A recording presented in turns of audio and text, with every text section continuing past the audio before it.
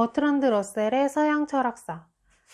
이 책에 236페이지까지 읽었어요. 엄청 두껍고 무거워요. 이 책은 말씀드렸다시피 한 2장의 끝 부분까지 읽었는데요.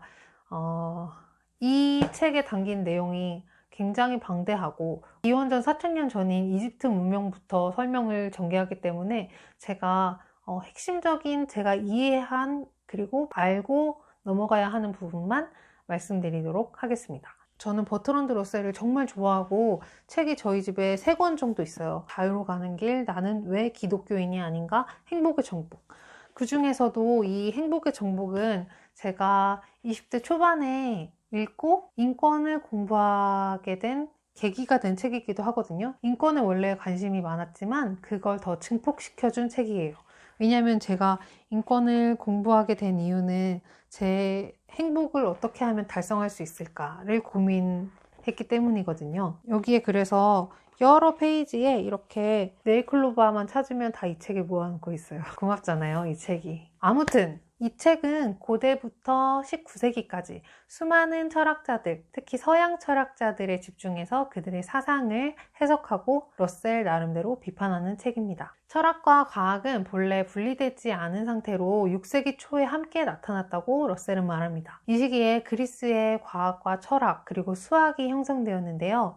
그리스인들은 문명이 뒤떨어진 트리키아인들을 야만인으로 생각했어요.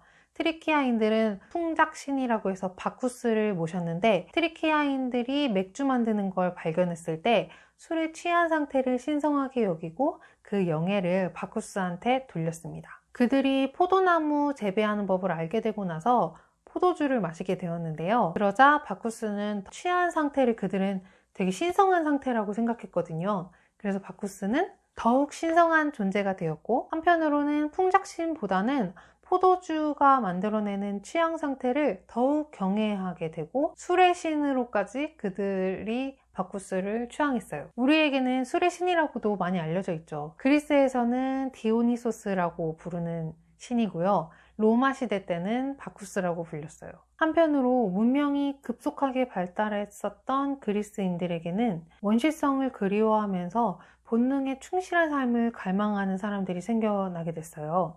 왜냐하면 문명이 발달한다는 건 규율이 생겨나게 된다는 거고 그 규율은 농경사회의 생활 방식과 관련이 깊었거든요. 아무래도 농경생활로 인해서 열매가 열리고 그 수확물을 저장해두고 이러다 보면 우리도 마찬가지지만 장래의 안정과 쾌락을 위해서 지금의 고통을 참아야 하는 상황이 오잖아요. 우리도 매일매일 출근한다던가 공부를 해야 된다던가 미래의 나를 위해서 많은 인내를 하고 있죠. 바쿠스의 숭배의식은 그리스로 넘어가게 되었고 그리고 이집트에서 생겨나서 크레타 섬을 통해 그리스로 전해진 오르페우스교와 이 디오니소스에 대한 숭배가 결합하게 되었어요. 정결과 영혼의 윤회를 목표로 했던 오르페우스교와 섞이면서 그리스인들의 종교는 정신적 도취라던가 금욕적 성향을 띠게 되었어요. 소아시아에 번성한 교역도시 밀레토스에는 탈레스가 있었어요. 기원전 585년대 사람인데요. 만물은 물로 이루어져 있다라는 말로 되게 유명한 철학자죠. 철학을 배우기 시작하면 이 사람의 말을 우선 배워요. 저도 중학교 때 도덕 시간에 탈레스의 이 말을 가장 먼저 배웠던 것 같아요. 이 가정은 오류이지만 어쨌든 그리스에는 탈레스로 비롯되는 7명의 현자들이 있었습니다. 탈레스는 아무튼 이집트를 여행한 다음에 그리스에 기하학을 전해줬어요. 기원전 532년에 태어난 피타고라스는 사모스 섬 출신이에요. 남부 이탈리아 그리스의 도시인데요. 피타고라스는 만물은 수다 라고 얘기했어요. 수학적 지식이 사고를 통해서 획득되기 때문에 수학은 경험적 지식이 결여된 이상적 지식을 제공한다는 사고가 출현하게 된 거예요. 인간의 눈으로 감각적으로 인식하게 된 것, 그리고 정신적으로 1 더하기 1은 2이다. 이렇게 생각하는 것들이 구별되었다는 얘기예요. 그리고 그 구별된 상황 속에서 머리로 많이 생각하게 되는 것들이 더 신성시되고 더 인정받게 됐다는 거죠.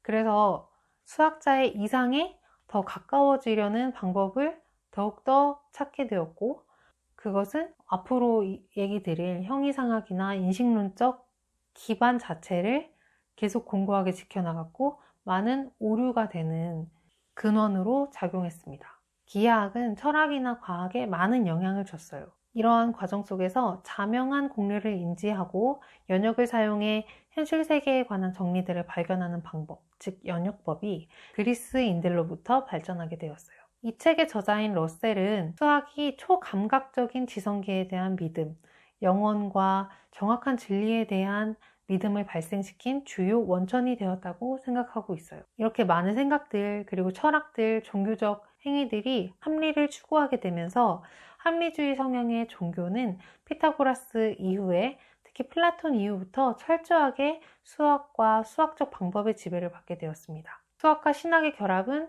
그리스 중세를 거쳐서 근대 시기 칸트에게까지 종교 철학의 특징을 형성하면서 영향을 미쳤습니다. 지성에는 드러나지만 감각에는 드러나지 않는 순수하고 영원한 세계의 착상은 피타고라스로부터 비롯되었어요. 그 다음에 나오는 이야기들은 소크라테스, 플라톤, 그리고 아리스토텔레스 같은 철학자들의 이야기인데요. 이거는 이 책의 2부에서 다루고 있는 얘기고 오늘은 1부까지만 말씀드릴게요. 왜냐면 제가 2부를 다 마치지 못하고 2부 후반까지만 읽었기 때문에 제 논의를 많이 진행하는 건 결론을 이상하게 제가 낼 수도 있잖아요. 그럼 또 만나요.